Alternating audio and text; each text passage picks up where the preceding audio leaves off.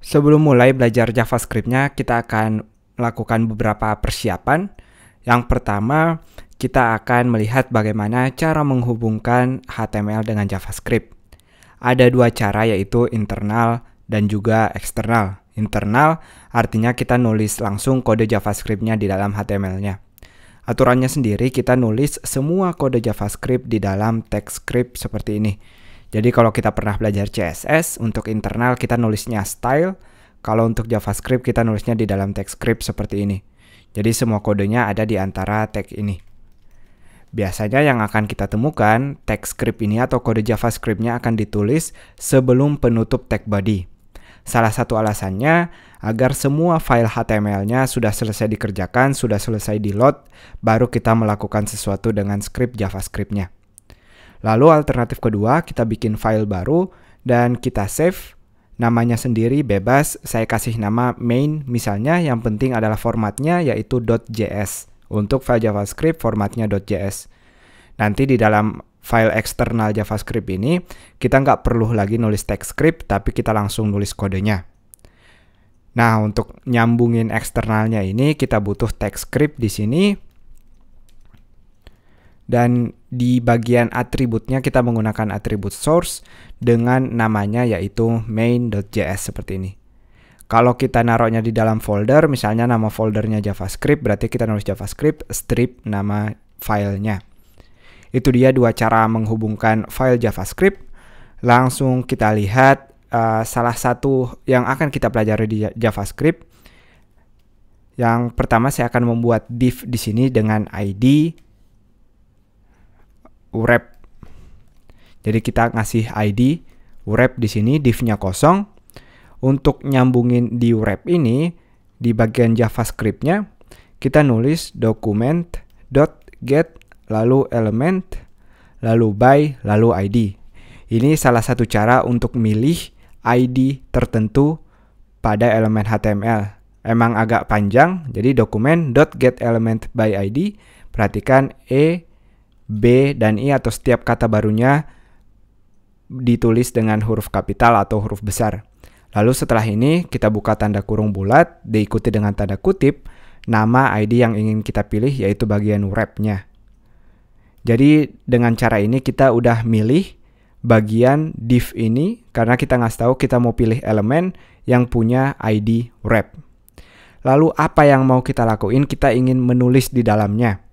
Jadi kita gunakan nama metodenya inner HTML. HTML-nya ditulis besar, lalu kita pisahkan dengan sama dengan, di sini kita tulis nilai apa yang mau kita tulis.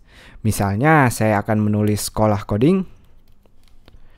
Kita refresh di halaman browsernya, di sini udah ada koala yang nemenin kita. Dan kita bisa lihat teks dari wrap ini udah tampil di browser kita. Kalau mau lebih besar, tentu kita tinggal buka style CSS di sini. Lalu kita pilih bagian wrap-nya. Kita bikin background-nya warna hitam agar lebih jelas. Dan warnanya sendiri kita beri warna putih. Jangan lupa ukurannya. Kita kasih 25 pixel. Jadi sekarang lebih jelas seperti ini. Jadi itu dia, selain belajar cara menyambungkannya, kita buktikan kalau file ini saya hapus, saya tulis di bagian main.js, apakah efeknya tetap sama? Ups, ada yang salah. Kita coba pindahkan bagian main.js ini ke bagian bawah. Kita hapus bagian script yang ini.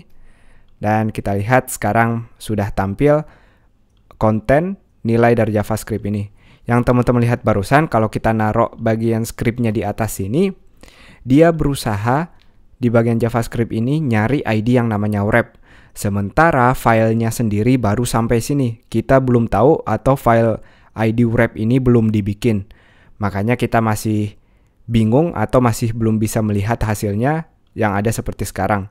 Jadi ketika file JavaScript-nya ditaruh di bagian atas, sangat hati-hati kalau filenya belum selesai di-load. Makanya biasanya kita naruh di bawah file JavaScript-nya, jadi kita bisa tetap ngelakuin perintah-perintah JavaScript seperti biasa.